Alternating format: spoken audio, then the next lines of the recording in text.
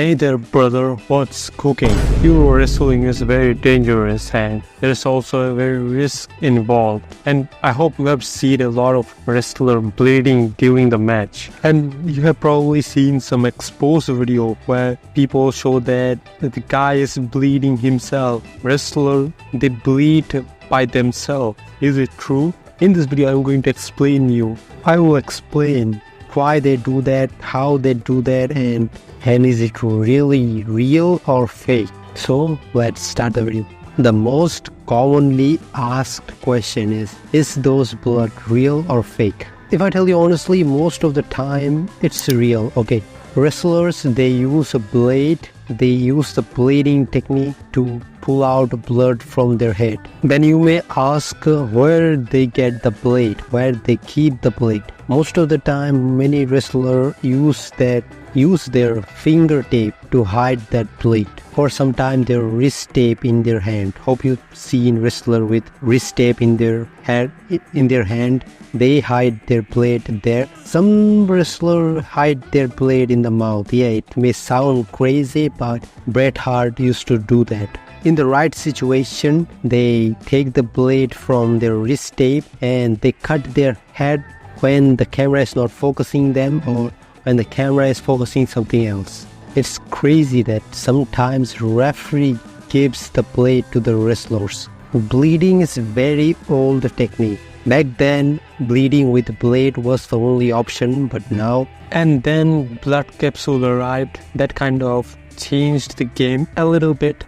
Like during an episode of Raw, Brock Lesnar had a match with Seth Rollins, and you can clearly see Seth Rollins is using a blood capsule. So he got an F5 on the table, an F5 on a chair, and then he's bleeding. So yeah, that's how blood capsule works. Another example of blood capsule is Triple H versus Roman Reigns.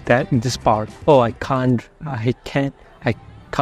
forget Triple H for this thing. Like, it kind of gave me a lot of anger. I was so aggressive, like, why Triple H did that? Why my favorite Roman Reigns? But then now I realize, yeah, it was totally fake. Like, Triple H gave a pedigree to Roman Reigns on the steel step, and it was blood capsule which helped Roman Reigns to bleed. You can clearly see that Roman Reigns was given a blood capsule. So yeah, that was fake. There are wrestlers like Brock Lesnar who can easily take out the blood from any wrestler without any blade, without any blood capsule. Like, they're expert to make wrestler bleed naturally, like he did with Roman Reigns on the WrestleMania. He also did with the same thing to Randy Orton. Also, sometimes without any blood capsule, without any blade, without any importance of blood in a storyline, you can still see blood in WWE. It kind of comes accidentally, like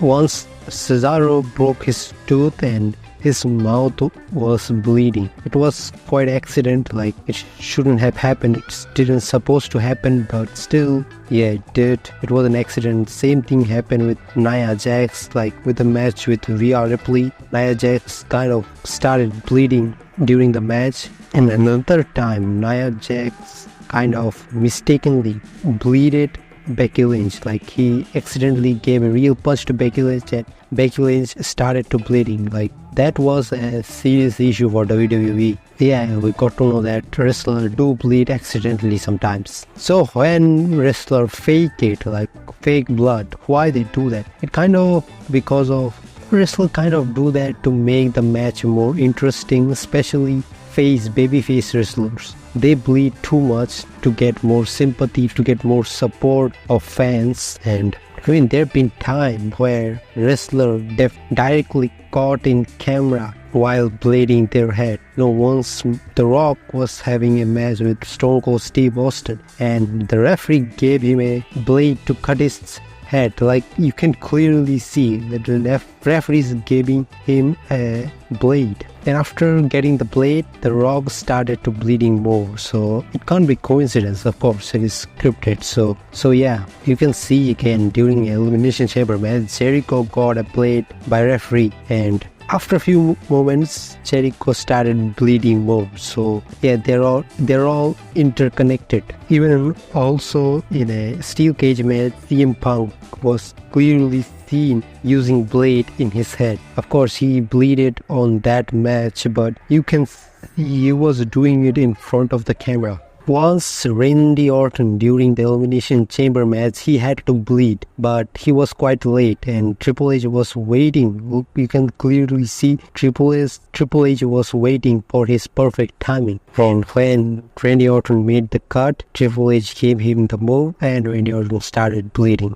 Once, whoa, Ric Flair, he also bleeded. I mean, he had a good history of bleeding, and once the referee he just took out the blade and started bleeding his head. You know, that's what he always does. And sometimes some strange thing happens, like in one Hell in a Cell match, CM Punk versus Randy Orton. You can clearly see Cena accidentally dropped his blade from his hand gear, and referee instantly took that blade. Don't worry, referee got this. They're not useless, by the way. Unfortunately, guys, those wrestlers does that for our entertainment. Sometimes they get too much blood in their face, you know, it kind of bad for their health, and sometimes some wrestlers may use too much blood and so harshly that there is a big scar in their face. So they do that for us, man. We should give them the respect. And yeah, like, I know it's not a healthy thing, but they do that for our entertainment, so it is our duty to give them the respect they deserve.